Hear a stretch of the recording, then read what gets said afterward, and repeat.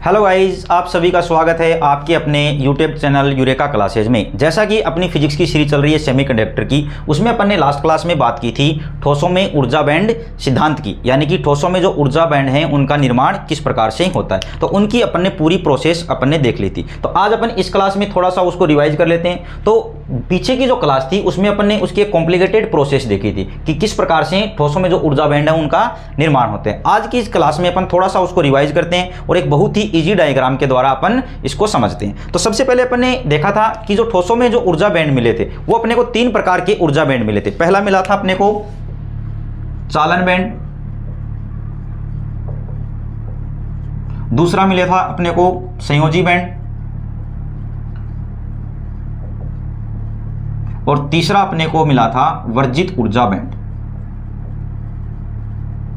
वर्जित ऊर्जा बैंड, जैसा कि अपन ने पीछे की क्लास में देखा था कि चालन बैंड क्या होते हैं, यानी कि वह बैंड यानी कि जिसके अंदर मुक्त इलेक्ट्रॉन पाए जाते हैं। तो जहां पे मुक्त इलेक्ट्रॉन मिलते हैं उनको अपन कहते हैं चालन बैंड, और जहां पे बॉन्डेड इलेक्ट्रॉन या जो सहसंयोजी बंध से या संयोजी इलेक्ट्रॉन से मिलकर बने हुए बैंड को अपन कहते हैं संयोजी बैंड। और चालन बैंड तथा संयोजी बैंड के बीच का जो ऊर्जा अंतराल होता है या जो एनर्जी गैप होता है इसको अपन कहते हैं वर्जित ऊर्जा बैंड या वर्जित ऊर्जा अंतराल। अब देखो अपन देखते हैं कि जो संयोजी बैंड होता है तो संयोजी बैंड में एक ऊर्जा स्तर नहीं होता है। तो संयोजी बैंड में भी क्या होते हैं भाई, अनंत ऊर्जा स्तर होते हैं। संयोजी बैंड में कितने होते हैं, अनंत ऊर्जा स्तर होते हैं। उसी प्रकार से चालन बैंड में भी क्या होते हैं, अनंत ऊर्जा स्तर होते हैं। तो संयोजी बैंड में जितने भी इलेक्ट्रॉन होते हैं उनकी एनर्जी थोड़ी कम होती है, और जो चालन बैंड में जो इलेक्ट्रॉन होते हैं उनकी एनर्जी या उनकी ऊर्जा क्या होती है, ज्यादा होती है। तो अपन ने देखो कंसीडर किया कि ये जो संयोजी बैंड है इसमें अनंत ऊर्जा स्तर है। तो अनंत ऊर्जा स्तर में तो इसमें जो सबसे नीचे जो ऊर्जा स्तर होगा उसमें जो इलेक्ट्रॉन होंगे उसकी एनर्जी क्या होगी, बहुत कम होगी। उसके बाद में इसमें थोड़ी और ज्यादा, इसमें थोड़ी और ज्यादा, इसमें थोड़ी और ज्यादा, इसमें थोड़ी और ज्यादा, और जो सबसे ऊपर जो ऊर्जा स्तर होता है उसके पास जो इलेक्ट्रॉन होते हैं उन इलेक्ट्रॉनों की जो एनर्जी होती है वो सबसे ज्यादा होती है। उसके बाद अपन बात करें उसी प्रकार से चालन बैंड, तो चालन बैंड में भी क्या होंगे, बहुत सारे एनर्जी लेवल होंगे। तो इस एनर्जी लेवल में ये जो एनर्जी लेवल होगा उसके पास जो इलेक्ट्रॉन होंगे उनकी एनर्जी क्या होगी, थोड़ी कम होगी, फिर और ज्यादा होगी, फिर और ज्यादा होगी, फिर और ज्यादा होगी, फिर और ज्यादा, फिर और ज्यादा। इस प्रकार से जैसे जैसे अपन ऊपर की तरफ बढ़ते जाते हैं वैसे वैसे इलेक्ट्रॉनों की एनर्जी भी क्या होती जाती है, बढ़ती जाती है। तो अब अपन बात करते हैं वर्जित ऊर्जा बैंड या एनर्जी बैंड गैप की। ठीक है, तो ये जो आपका एनर्जी बैंड गैप होता है, एनर्जी बैंड गैप का मतलब ये हुआ कि एक बैंड बन गया अपना नीचे जिसको अपन बोलते हैं संयोजी बैंड, और यानी कि संयोजी इलेक्ट्रॉन से मिलके बने हुए बैंड को बोल दिया अपन ने संयोजी बैंड। ऊपर जो बैंड बना उसको अपन ने बोल दिया चालन बैंड। अब इन दोनों के बीच में जो अंतराल बना, इन दोनों के बीच में जो अंतराल बना उसे कहते हैं अपन वर्जित ऊर्जा बैंड, यानी कि ये एक ऐसा गैप होता है जिसके अंदर कोई भी इलेक्ट्रॉन नहीं मिलता है,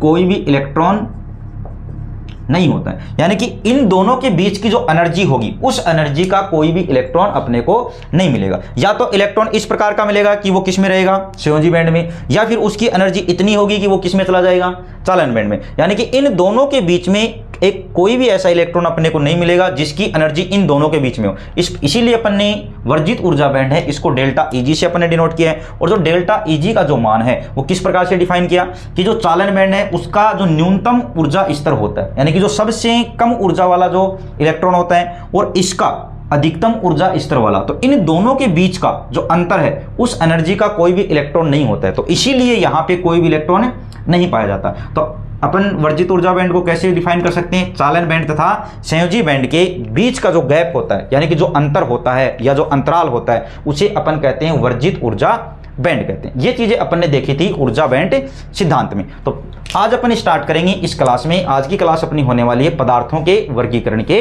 बारे में। तो जो चालकता के आधार पर पदार्थों का जो वर्गीकरण किया गया है वो तीन प्रकार से किया गया, यानी कि एक तो होता है पदार्थ चालक पदार्थ, एक हो गया अपना कुचालक पदार्थ, एक अपना हो गया अर्धचालक पदार्थ। तो अब अपन देखेंगे कि सबसे पहले कि चालक पदार्थ होते हैं उनकी प्रतिरोधकता क्या होती है, कुचालक पदार्थ होते हैं उनकी प्रतिरोधकता क्या होती है, और जो अर्धचालक जो पदार्थ होते हैं उनकी प्रतिरोधकता का मान क्या होता है। उसके बाद देखेंगे कि इनकी चालकता क्या होती है। उसके बाद देखेंगे कि जब अपन टेम्परेचर को बढ़ाएं या टेम्परेचर को घटाएं तो इनकी चालकता के ऊपर क्या प्रभाव पड़ता है। तो सबसे पहले अपन पहली प्रॉपर्टी की बात करेंगे। चालकता के आधार पर अपन पदार्थों का वर्गीकरण पढ़ रहे हैं। तो जो चालक पदार्थ होते हैं उनकी जो प्रतिरोधकता का जो मान होता है वो होता है बहुत ही कम होता है, और कुचालक जो पदार्थ होते हैं उनके लिए प्रतिरोधकता का मान क्या होता है, बहुत ज्यादा होते हैं। लेकिन जो अर्धचालक जो पदार्थ होते हैं यानी कि जो सेमीकंडक्टर जो पदार्थ हैं उनके लिए इनकी प्रतिरोधकता का जो मान होता है वो चालक पदार्थों से तो क्या होगा, ज्यादा होगा, और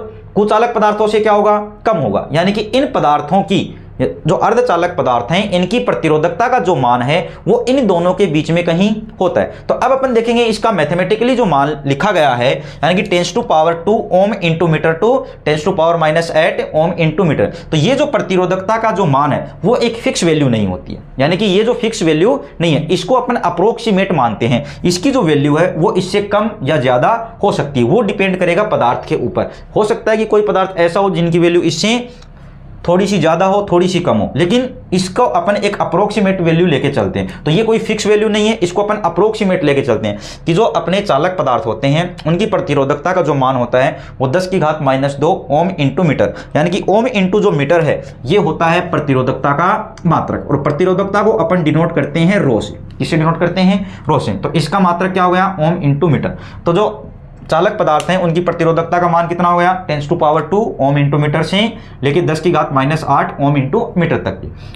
उसके बाद में कुचालक जो पदार्थ होते हैं उनके लिए प्रतिरोधकता का मान बहुत ज़्यादा होता है, बहुत ज़्यादा, यानी कि 10⁻11 से लेकर ओम इंटू मीटर से लेके 10⁻19 ओम इंटू मीटर तक होता है। लेकिन जो अर्धचालक जो पदार्थ हैं उनके लिए प्रतिरोधकता यानी कि जो रो का मान होता है वो देखो कितना होता है, 10⁻5 से किसके बीच में, 10⁻6 तक के बीच में। इसका मतलब यानी कि इनका जो मान होगा वो चालक और कुचालक दोनों के बीच में कहीं पर होगा, यानी कि न तो ये पूरे रूप से चालक न ये पूरे रूप से कुचालक, यानी कि ये इन दोनों का क्या है, मिक्सअप, यानी कि ये इन दोनों के बीच में कहीं लाई करते हैं। उसके बाद अपन बात करते हैं चालकता की, बात करते हैं कि जो चालक पदार्थ हैं उनकी चालकता, कुचालक पदार्थ हैं उनकी चालकता, और जो अर्धचालक पदार्थ हैं उनकी चालकता। तो देखो अपन ने इलेक्ट्रिसिटी वाले चैप्टर में, कंडक्टिविटी वाले चैप्टर में अपन ने पढ़ा है कि जो चालकता जो होती है, जो चालकता होती है वो प्रतिरोधकता की क्या होती है भाई, इनवर्सली प्रोपोर्शनल होती है। यानी कि चालकता का मतलब यह हुआ कि अगर प्रतिरोधकता का मान कम होगा तो चालकता का मान क्या होगा, ज्यादा होगा, और अगर प्रतिरोधकता का मान ज्यादा होगा तो चालकता का मान क्या होगा, कम होगा। तो अब अपन देखें कि जो चालक पदार्थ होते हैं उनके लिए प्रतिरोधकता क्या है, बहुत कम। अगर प्रतिरोधकता बहुत कम है तो उसकी चालकता क्या हो जाएगी, बहुत ज्यादा हो जाएगी। चलो भाई ठीक है। उसके बाद अपन देखते हैं कि कुचालक पदार्थ हैं उनके लिए देखो प्रतिरोधकता का मान क्या है, बहुत ज्यादा। अगर ये बहुत ज्यादा है तो इसका मतलब ये अगर बहुत ज्यादा है तो इनवर्सली प्रोपोर्शनल हुआ, तो ये क्या हो जाएगा, बहुत कम हो जाएगा। तो इसका मतलब इनकी चालकता क्या हो गई, बहुत कम होगी। उसके बाद अपन बात करें अर्धचालक पदार्थों की, तो अर्धचालक पदार्थों की जो चालकता है वो देखो कि इनकी जो प्रतिरोधकता वो किस किस के बीच में लाई करती है भाई, चालक और कुचालक पदार्थों से। अब इसकी जो चालकता होगी वो भी किस किस के बीच में लाई करेगी, किस किस के बीच में होगी, तो अर्धचालक पदार्थ हैं उनकी चालकता चालक और कुचालक पदार्थों के बीच होती है। अब अपन बात करेंगे कि जब अगर अपन टेम्परेचर के मान को बढ़ाएं या घटाएं तो इनकी चालकता में क्या प्रभाव पड़ता है। तो सबसे पहले अपन बात करेंगे चालक पदार्थ के लिए। तो मैं अगर यहाँ पे टेम्परेचर को इंक्रीज करें, अगर अपन यहाँ पे क्या करें, टेम्परेचर को इंक्रीज करें, तो जैसे ही टेम्परेचर को इंक्रीज करेंगे तो जो चालक पदार्थ होते हैं उनमें जो इलेक्ट्रॉनों का जो मोशन होता है उनकी रेंडमनेस क्या हो जाती है, इंक्रीज हो जाती है। और उनकी रेंडमनेस बढ़ने के कारण यानी कि उनकी कोलिजन बढ़ने के कारण वहां पे प्रतिरोधकता का मान क्या हो जाता है, बढ़ जाता है। और प्रतिरोधकता अगर बढ़ जाएगी तो चालकता क्या हो जाएगी, डिक्रीज हो जाएगी। तो इसका मतलब क्या हुआ कि जैसे ही अपन किसी चालक पदार्थ की तापमान में वृद्धि करते हैं तो उनकी प्रतिरोधकता का मान तो बढ़ जाएगा और उनकी चालकता का मान क्या हो जाएगा, घट जाएगा। अब अपन बात करेंगे किसके लिए, कुचालक पदार्थ के लिए। तो जो कुचालक पदार्थ होते हैं उनमें जब अपन टेम्परेचर को बढ़ाएंगे यानी कि टेम्परेचर को अपन क्या किया, इंक्रीज किया, तो टेम्परेचर को इंक्रीज करने से उनकी प्रतिरोधकता का मान क्या हो जाएगा, डिक्रीज। और जैसे ही प्रतिरोधकता का मान डिक्रीज होगा वैसे चालकता का मान थोड़ा सा क्या हो जाता है, इंक्रीज हो जाता है। अब अपन बात करेंगे अर्धचालक पदार्थों की। तो जो अर्धचालक पदार्थ हैं, तो अर्धचालक जो पदार्थ हैं उनका अगर अपन टेम्परेचर बढ़ाएं तो इनकी भी प्रतिरोधकता क्या हो जाएगी, डिक्रीज होगी। और प्रतिरोधकता अगर डिक्रीज होगी तो इनकी चालकता या इनकी जो कंडक्टिविटी होती है वो क्या हो जाती है भाई, इंक्रीज हो जाती है। क्या हो जाती है, इंक्रीज। तो अब देखो ये अपने पढ़ लिया तापमान का प्रभाव कि जो चालक पदार्थ हैं तापमान बढ़ाने पे उनकी प्रतिरोधकता बढ़ जाती है, उनकी चालकता घट जाती है। कुचालक जो पदार्थ हैं तापमान बढ़ाने पे उनकी चालकता थोड़ी इंक्रीज हो जाती है। अर्धचालक जो पदार्थ हैं उनका भी तापमान बढ़ाने पे उनकी चालकता क्या हो जाती है, थोड़ी इंक्रीज हो जाती है। अब अपन एग्जाम्पल देखते हैं कि भाई जो चालक पदार्थ हैं उनके क्या क्या एग्जाम्पल हो सकते हैं। तो चालक पदार्थ अपन को पता है सभी लगभग जो सभी जो मेटल होती है यानी कि जो धातुएं होती हैं वो सभी किसका एग्जाम्पल होती हैं, चालक पदार्थ का। जैसे अपन बात करें किया कॉपर जो हो गया अपना, आयरन हो गया अपना, चांदी हो गया, तो ये सभी किसके एग्जाम्पल हैं, चालक पदार्थ के एग्जाम्पल हैं। उसके बाद अपन बात करें कुचालक पदार्थ की, तो कुचालक पदार्थ का एग्जाम्पल क्या हो गया, अपना लकड़ी है, हीरा है, ग्लास है, ये सभी के सभी किसके एग्जाम्पल हैं, ये अपने एग्जाम्पल हो गए किसके भाई, ये हो गए कुचालक पदार्थ के। अब अपन बात करेंगे अर्धचालक पदार्थों के एग्जाम्पल। तो जो अर्धचालक पदार्थ हैं वो देखो, अर्धचालक पदार्थों के एग्जाम्पल देखते हैं कि अर्धचालक वो कार्बनिक भी हो सकता है, अर्धचालक वो तात्विक भी हो सकता है। तात्विक का मतलब वो तत्व के रूप में या धातु के रूप में जिसको अपन मानते हैं, ठीक है। अर्धचालक वो अकार्बनिक भी हो सकता है, अर्धचालक वो बहुलक प्रकार का भी या बहुलक अर्धचालक भी हो सकता है। तो अब अपन यहां से एग्जाम्पल देखते हैं कि अपने को जो इस चैप्टर में जो पढ़ना है यानी कि अपनी जो एनसीईआरटी में अपने को पढ़ना है वो सबसे ज्यादा किसके बारे में पढ़ना है, सिलिकॉन और जर्मेनियम के बारे में। यानी कि सिलिकॉन और जर्मेनियम के बारे में अपने को इस चैप्टर में सबसे ज्यादा पढ़ना है। तो तात्विक जो अर्धचालक है उसका एग्जांपल क्या हो गया भाई, सिलिकॉन और जर्मेनियम हो गया। उसके बाद में कार्बनिक अर्धचालक का एग्जांपल क्या हो गया, एंथ्रासीन हो गया। उसके बाद में अकार्बनिक अर्धचालक का क्या हो गया, सीडीएस और जीएएस, यानी कि सीडीएस का मतलब कैडमियम सल्फाइड और गैलियम आर्साइड, ठीक है। उसके बाद में बहुलक अर्धचालक, बहुलक अर्धचालक का क्या हो गया भाई, पॉलीपाइरोल और पॉलीथायोफिन। ये किसके एग्जाम्पल हो गई, अर्धचालकों के। यानी कि अब देखो यहां से एग्जाम में क्वेश्चन बन सकता है। एग्जाम में क्वेश्चन क्या बनेगा भाई, एग्जाम में क्वेश्चन बन गया, मान लो कि निम्न में से, क्वेश्चन क्या है ढंग से देखना, निम्न में से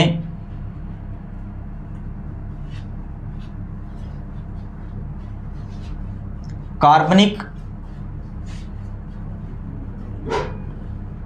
अर्धचालक को छाटिए।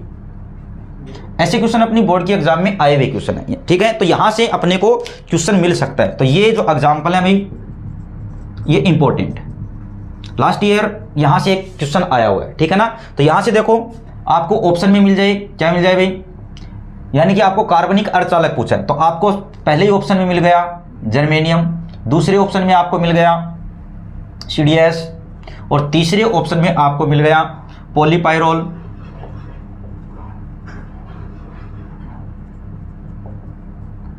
और चौथे ऑप्शन में आपको मिल गया एंथ्रासीन।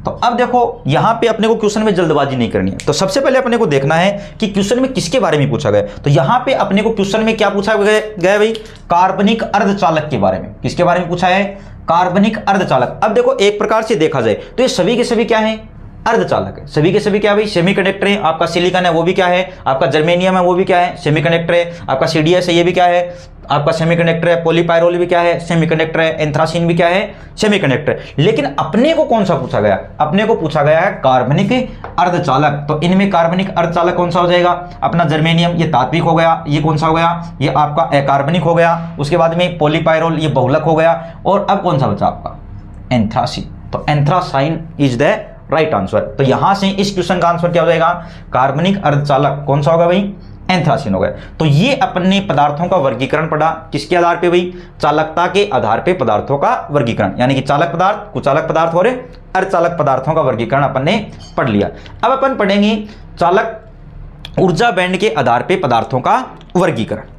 पदार्थ को वापिस हैं चालक पदार्थ, कुचालक पदार्थ और अर्धचालक पदार्थ। लेकिन अब अपन किसके आधार पे, किसके बेसिस पे पढ़ेंगे, ऊर्जा बैंड के आधार पे। यानी कि संयोजी बैंड और चालन बैंड और जो वर्जित ऊर्जा बैंड है इन तीनों में क्या रिलेशन होगा और उसके आधार पे अपन देखेंगे कि किसको अपन चालक पदार्थ कहेंगे, किसको अपन कुचालक पदार्थ कहेंगे और किसको अपन अर्धचालक पदार्थ कहेंगे। तो सबसे पहले अपन बात करेंगे किसके लिए, चालक पदार्थ। तो चालक पदार्थ में क्या होता है कि ये हो गया आपका संयोजी बैंड, ये अपना हो गया चालन बैंड, और इन दोनों के बीच में, किन दोनों के बीच में भाई, संयोजी बैंड और चालन बैंड, इन दोनों के बीच में क्या होता है भाई अपना, ये हो गया अपना वर्जित ऊर्जा बैंड यानी कि डेल्टा ईजी। और इसकी जो वैल्यू होती है वो अप्रोक्सीमेट किसके बराबर होती है भाई, 0 के बराबर। यानी कि वो पदार्थ जिनके लिए वर्जित ऊर्जा बैंड का मान क्या हो, 0 के बराबर हो, यानी कि लगभग 0 या फिर एग्जैक्ट 0 हो, यानी कि इसको अपन बोल सकते हैं इसकी जो वैल्यू होती है डेल्टा ईजी, इसकी वैल्यू होती है लेस देन 1। तो वे पदार्थ क्या कहलाते हैं? चालक पदार्थ कहलाते हैं। यानी कि इनमें देखो इंपॉर्टेंट पॉइंट क्या है कि इसमें यानी कि संयोजी बैंड जो होता है वो भी पूर्णतः क्या होते हैं? भरे होते हैं। और जो चालन जो बैंड होते हैं वो भी पूर्णतः क्या होते हैं भाई? भरे होते हैं। कहने का मतलब ये हुआ कि इसमें संयोजी बैंड और चालन बैंड लगभग एक दूसरे को क्या करे रहते हैं भाई? ओवरलैपिंग करे रहते हैं। क्या करे रहते हैं? ओवरलैपिंग। यानी कि जैसे ही थोड़ी एनर्जी मिलेगी यहां से इलेक्ट्रॉन निकलेगा, इलेक्ट्रॉन निकलते ही वो किस में जाएगा?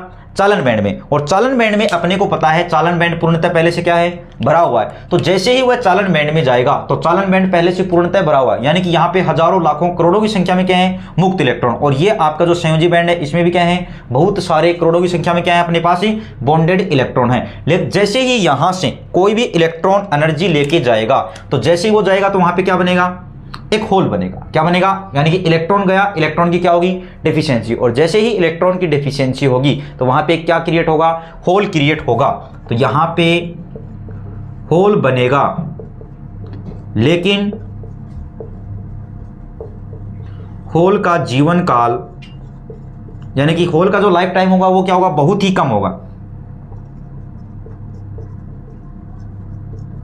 बहुत कम होता है, बहुत कम होता है। इसका मतलब क्या हुआ कि सपोज करो जैसे ही यहां से एक इलेक्ट्रॉन निकला, इलेक्ट्रॉन निकलते ही क्या होगा? यहां पे होल बना। और जैसे ही होल बना तो आपको पता है कि ये जो चालन बैंड के जो मुक्त इलेक्ट्रॉन है वो क्या कर रहे हैं? मोशन कर रहे हैं। तो इनको जैसे ही यहां पे होल दिखाई देगा वो तुरंत यहां पे क्या कर लेंगे?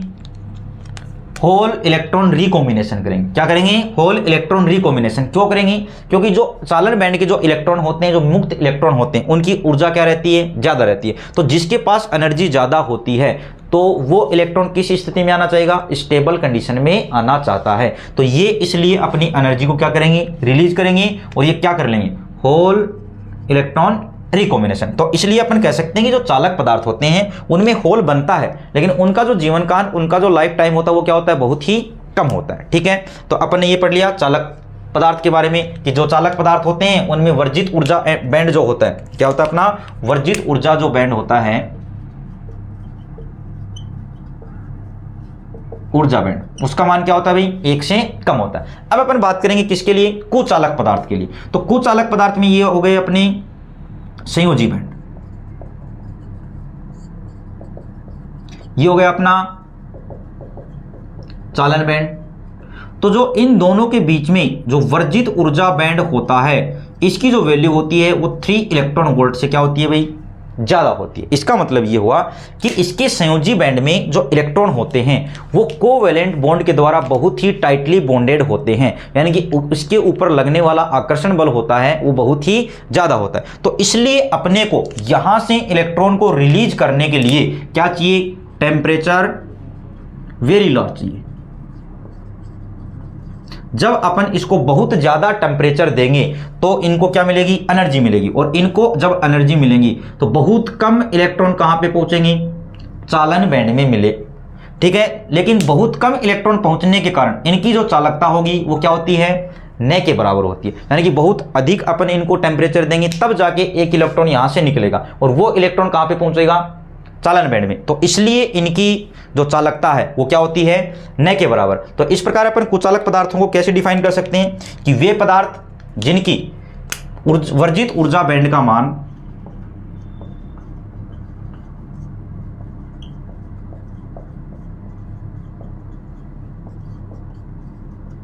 क्या हो? 3 इलेक्ट्रॉन वोल्ट से ज्यादा हो। तो इस प्रकार के जो पदार्थ होते हैं उसको अपन क्या कहते हैं? कुचालक पदार्थ कहते हैं। अब देखो कुचालक जो पदार्थ होते हैं तो इनमें संयोजी बैंड में यानी कि जो संयोजी बैंड होता है वो क्या रहता है भाई? पूर्णतः भरा हुआ होता है। और जो चालन बैंड होता है वो क्या होगा? पूर्णतः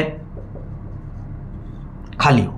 ठीक है, तो यानी कि वह पदार्थ जिनके लिए वर्जित ऊर्जा बैंड का मान 3 इलेक्ट्रॉन वोल्ट या 3 इलेक्ट्रॉन वोल्ट से ज्यादा हो तो वे सभी पदार्थ क्या कहलाते हैं? अपने कुचालक पदार्थ कहलाते हैं। ठीक है, अब अपन बात करेंगे अर्धचालक पदार्थ की। तो अर्धचालक पदार्थ को अपन 2 प्रकार से पढ़ेंगे। अर्धचालक पदार्थ को की प्रॉपर्टी अपन पढ़ेंगे कि जब वह परम शून्य ताप या 0 केल्विन पे हो। फिर अपन पढ़ेंगे कि जब अपन इसका टेम्परेचर थोड़ा सा बढ़ा के कहां पे लेके जाएं, रूम टेम्परेचर या उसको नॉर्मल टेम्परेचर पे लेके जाएं, तब ये किसकी तरह बिहेव करता है। तो सबसे पहले अपन बात करेंगे किसके लिए, कि जब अपन अर्धचालक पदार्थ जो है, अर्धचालक पदार्थ में अपन लेंगे यहां पे क्या पढ़ते हैं, सिलिकॉन और जर्मेनियम। ये अपन बात करेंगे सिलिकॉन और जर्मेनियम के लिए। तो सिलिकॉन और जर्मेनियम में जब अपन, ये हो गया संयोजी बैंड, ये हो गया चालन बैंड, और ये इनके बीच में हो गया वर्जित ऊर्जा बैंड। तो वर्जित ऊर्जा जो बैंड है वो होता है 1 से ज्यादा होगा और 3 से क्या होगा, कम होगा, बिटवीन 1 to 3 इलेक्ट्रॉन वोल्ट। किसके लिए, अर्धचालक पदार्थ के लिए। अब अर्धचालक पदार्थ में अपन क्या पढ़ रहे हैं, सिलिकॉन के लिए कितना हो जाएगा, सिलिकॉन के लिए डेल्टा Eg का मान 1.1 इलेक्ट्रॉन वोल्ट और जर्मेनियम के लिए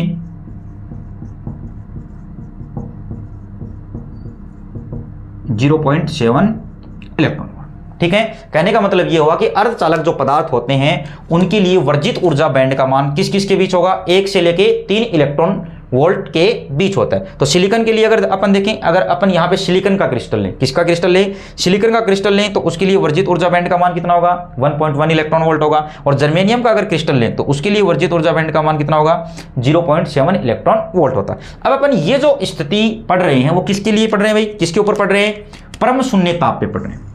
किस पे पढ़ रहे हैं, परम शून्य ताप। परम शून्य ताप का मतलब है 0 केल्विन। तो 0 केल्विन पे क्या होगा कि सभी जो इलेक्ट्रॉन होते हैं वो कौन से बैंड में होंगे, संयोजी बैंड में, यानी कि सभी संयोजी इलेक्ट्रॉन किस में मिलेंगे अपने को, संयोजी बैंड में मिलेंगे। यानी कि आपका जो अर्धचालक का जो चालन बैंड होता है वो 0 केल्विन पे क्या रहेगा भाई, पूर्णतः खाली रहेगा। तो इसलिए अपन इसको बोलते हैं कि 0 केल्विन पर जो अर्धचालक होते हैं वो किसकी तरह बिहेव करते हैं, कुचालक पदार्थ की तरह बिहेव करते हैं। 0 केल्विन पर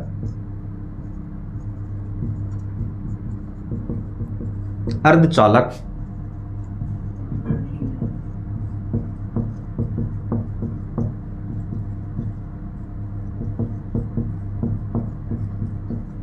व्यवहार करते हैं। ये अपने किस कंडीशन पे पढ़ा, 0 केल्विन पे, परम शून्य ताप पे या एब्सोल्यूट टेम्परेचर पे अपन ने देखा कि जो अर्धचालक पदार्थ होते हैं उनमें जो इलेक्ट्रॉन होते हैं वो सारे के सारे किस में रहेंगे, संयोजी बैंड में। आपका जो चालन बैंड है वो पूरी रूप से क्या रहेगा, खाली रहेगा। और अपन ने पढ़ा है कि सिर्फ पदार्थ की चालकता के लिए कौन जिम्मेदार होते हैं, चालन बैंड के इलेक्ट्रॉन जिम्मेदार होते हैं। हाँ, तो देखिए अब अपन करेंगे नॉर्मल टेम्परेचर की बात, कि जब अर्धचालक जो है यानी कि सिलिकॉन का जो अर्धचालक है, सिलिकॉन अपन ने लिया है, उसको अगर अपन सिलिकॉन के क्रिस्टल का अगर अपन टेम्परेचर 0 केल्विन से क्या करेंगे, थोड़ा सा बढ़ाएंगे। तो 0 केल्विन से जब थोड़ा सा बढ़ाएंगे तो इसके संयोजी बैंड में, ये इसका कौन सा बैंड हो गया, संयोजी बैंड, और ये संयोजी बैंड में क्या हो गए, संयोजी इलेक्ट्रॉन। तो जब अपन इसके टेम्परेचर को इंक्रीज करेंगे, तो जैसे अपन टेम्परेचर को इंक्रीज करेंगे तो इन इलेक्ट्रॉनों को मिलेगी थर्मल एनर्जी, और थर्मल एनर्जी लेकर ये इलेक्ट्रॉन यहां से एक्साइटेड होकर किस में जाएंगे, चालन बैंड में, चालन बैंड में। और जैसे ही इलेक्ट्रॉन चालन बैंड में जाएगा तो यहां पे हो गई इलेक्ट्रॉन की डेफिशिएंसी, और जैसे ही इलेक्ट्रॉन की डेफिशिएंसी होगी तो इसे अपन कहेंगे होल। इसे क्या कहेंगे, होल। यानी कि एक यहां पर नया आवेश वाहक के रूप में कौन आ गया, होल। यानी कि एक आवेश वाहक हो गया अपना इलेक्ट्रॉन, एक आवेश वाहक कौन हो गया, होल। यानी कि होल जो होंगे वो किस में मिलेंगे, संयोजी बैंड में। क्यों मिलेंगे, क्योंकि होल जो बनता है, होल का जो फॉर्मेशन है वो इलेक्ट्रॉन की डेफिशिएंसी के कारण होता है। तो इसलिए होल हमेशा कहां पे मिलेगा अपने को, संयोजी बैंड में। और जो चालन बैंड में इलेक्ट्रॉन चले गए इनको अपन कहेंगे फ्री इलेक्ट्रॉन, फ्री इलेक्ट्रॉन। अब क्या होगा, जैसे जैसे अपन टेम्परेचर बढ़ाएंगे तो बहुत सारे संयोजी बैंड के जो इलेक्ट्रॉन है वो कोवेलेंट बैंड को ब्रेक करके कहां पे चले जाएंगे, चालन बैंड में। और जैसे जैसे चालन बैंड में इलेक्ट्रॉनों की संख्या बढ़ेगी, इलेक्ट्रॉनों की संख्या बढ़ी मतलब फ्री इलेक्ट्रॉन बढ़े, और फ्री इलेक्ट्रॉन बढ़े तो इसका मतलब क्या हुआ कि इस कंडीशन में इनकी चालकता इंक्रीज हो जाएगी। और इस कंडीशन में यानी कि नॉर्मल टेम्परेचर पे जो सेमीकंडक्टर होते हैं वो चालक पदार्थ की तरह व्यवहार करेंगे।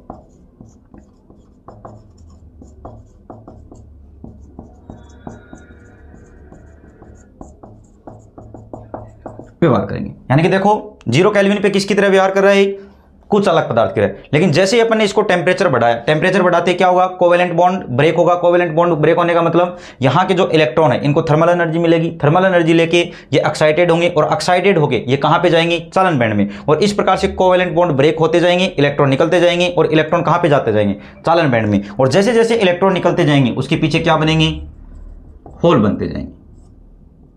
और ये हो गया अपना वर्जित ऊर्जा अंतराल। तो इस प्रकार यहां से इंपॉर्टेंट चीजें दो निकल के आई। कौन सी, एक आया कि जो कुचालक पदार्थ हैं यानी कि जो अर्धचालक पदार्थ हैं वो 0 केल्विन पे किसकी तरह व्यवहार करेंगे, कुचालक पदार्थ की तरह। और नॉर्मल टेम्परेचर पे किसकी तरह व्यवहार करेंगे, चालक पदार्थ की तरह। तो यहां से अपने एक क्वेश्चन भी बन सकते हैं कि 0 केल्विन पे अर्धचालक पदार्थ किसकी तरह व्यवहार करेंगे, तो किसकी तरह करेंगे, कुचालक पदार्थ की तरह। और नॉर्मल टेम्परेचर या सामान्य ताप पर वह किसकी तरह व्यवहार करते हैं, चालक पदार्थ की तरह व्यवहार करते हैं। ठीक है, थैंक यू।